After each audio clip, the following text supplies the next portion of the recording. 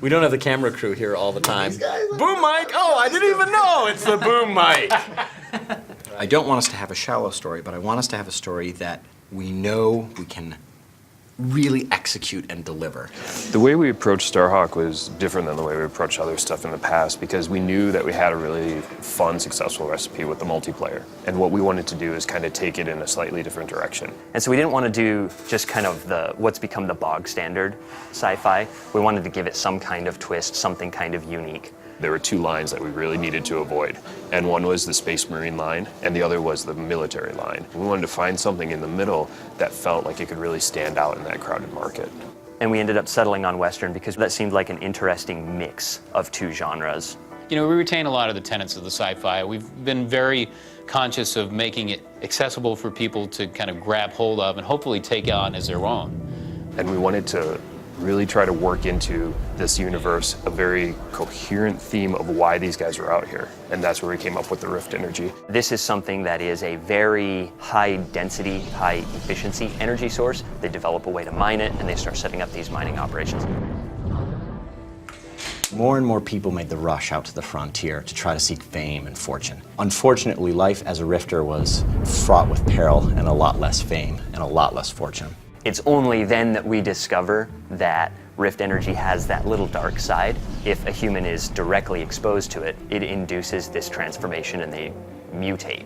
The Rift energy permeates their body, their mind, and they end up becoming enraged, hell-bent to protect the Rifts from the Rifters. And that's one of the factions in our game, the Outcast. And they form these roaming war bands that go from corner to corner in the frontier, all the distant colonies. And that's the backdrop against which our hero shows up. We wanted there to be a face, a character that in our now included single-player campaign that would really connect with players. That's where our character Emmett Graves comes in. What was the question? The story that we're trying to tell is a smaller story set in a very vast universe. It's really a personal story about where our guy comes from and why is he the way he is. Emmett and Cutter, their gearman, basically travel in their dropship for many, many years throughout all the distant systems in the frontier. And they become rift salvagers. And so Emmett ended up being almost like a hired gun, like a gunslinger, protecting claims, going to colonies that were being attacked by outcast warbands. Heads up, you have a group of pissed off scabs coming down at the spires.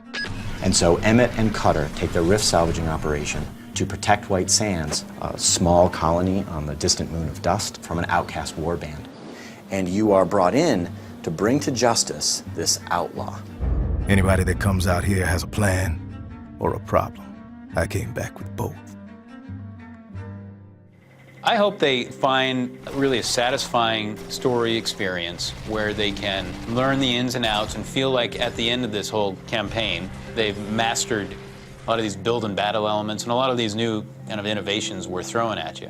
It's good to have a good single-player game. I love that in multiplayer games because, like, I like to go through single player, get comfortable with, like, all the different weapons and, you know, figure out all the different tactics. And, you know, I want to know this game before I go into multiplayer, so that way when I go multiplayer, I already know what to do. You know, I'm good.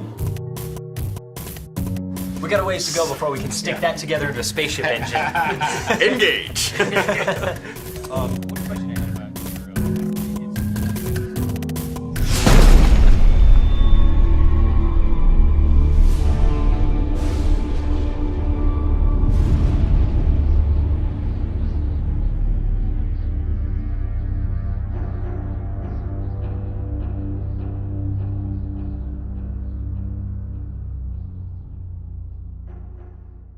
PlayStation